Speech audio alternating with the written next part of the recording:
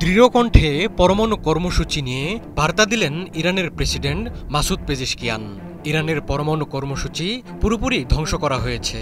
গত এক মাস ধরে এই একটি কথাই জপে যাচ্ছেন মার্কিন প্রেসিডেন্ট ডোনাল্ড ট্রাম্প। অথচ ইরানের পরমাণু কর্মসূচি পুরোপুরি ধ্বংসের কোনো গ্রহণযোগ্য প্রমাণ দেখাতে পারেননি তিনি।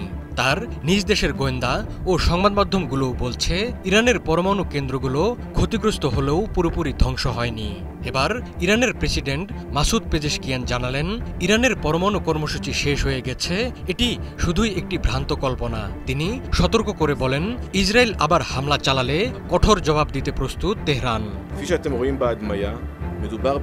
ওয়ালটন বিএলডিসি ফ্যান খরচ বাঁচে 65% পর্যন্ত। ওয়ালটন বিএলডিসি ফ্যান ছড়ায় স্বস্তির সবুজ হাওয়া। ইরানের পরমাণু কর্মসূচি বন্ধে কোনো চেষ্টাই বাকি রাখেনি ইসরায়েল ও যুক্তরাষ্ট্র। উস্কানি, কূটনৈতিক চাপ এবং এক পর্যায়ে সামরিক আগ্রাসন, কোনো কিছুতেই সফল হয়নি তারা।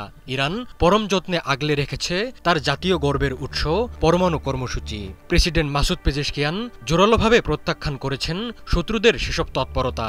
আল জাজিরাকে দেওয়া এক সাক্ষাৎকারে তিনি জানান, ইরানের মাটিতে ইউরেনিয়াম সমৃদ্ধকরণ ভবিষ্যতেও আন্তর্জাতিক আইনের কাঠামোর মধ্যে থেকে অব্যাহত থাকবে। মঙ্গলবারও প্রেসিডেন্ট ট্রাম্প দাবি করেন, মার্কিন বাহিনীর হামলায় ইরানের পারমাণবিক কর্মসূচি পুরোপুরি ধ্বংস হয়ে গেছে। প্রয়োজনে আবারও একই ধরনের হামলার হুমকি দেন তিনি। এর জবাবে ইরানি প্রেসিডেন্ট পেজেশকিয়ান বলেন, ইরানের পারমাণবিক কর্মসূচি শেষ হয়ে গেছে এই দাবি একটি ভ্রান্ত কল্পনা। পারমাণবিক সক্ষমতা ইরানের বিজ্ঞানীদের মস্তিষ্কে থাকে, স্থাপনাগুলোতে নয়।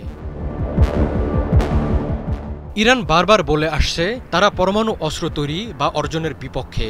পরমাণু অস্ত্র তৈরি পুরোপুরি ইরানিদের রাজনৈতিক, ধর্মীয় ও মানবিক অবস্থানের বিরুদ্ধে। নিজেদের পরমাণু প্রকল্পকে মানব কল্যাণে ব্যয় করতে চান আয়াতুল্লাহ খামেনি। প্রেসিডেন্ট মাসুদ পেজেশকিয়ানের কণ্ঠেও শোনা গেল একই কথা। তিনি বলেন, ইরানের পরমাণু কর্মসূচি শুধুই শান্তিপূর্ণ উদ্দেশ্যে পরিচালিত হচ্ছে। আন্তর্জাতিক পরমাণু শক্তি সংস্থার পরিদর্শকরা অনেকবার পরিদর্শন চালিয়ে এটি বারবার প্রমাণ করেছেন। পরমাণু কর্মসূচি নিয়ে ইরানকে আলোচনায় বসাতে শুরু হয়েছে পশ্চিমাদের তোড়জোড়। শুক্রবার ইউরোপের 3 শক্তিধর দেশ ফ্রান্স, জার্মানি ও যুক্তরাজ্যের সঙ্গে আলোচনায় বসতে যাচ্ছে ইরান। পেজেশকিয়ান বলেন, ইরান এমন আলোচনার জন্য প্রস্তুত যা তাদের শান্তিপূর্ণ ইউরেনিয়াম সমৃদ্ধকরণের অধিকার অস্বীকার করবে না। তিনি জোর দিয়ে বলেন, ভবিষ্যতের যে কোনো আলোচনা হতে হবে উইন উইন ভিত্তিতে। ইরানের পরমাণু কর্মসূচি নিয়ে অস্থিরতা বেড়েছে ইসরায়েলের। পেজেশকিয়ান সতর্ক করে বলেন, ইসরায়েল আবার আগ্রাসন চালালে তার জবাব দিতে ইরান সম্পূর্ণ প্রস্তুত রয়েছে। প্রয়োজনে আবারও অধিকৃত ভূখণ্ডের গভীরে আঘাত হানবে ইরানি বাহিনী।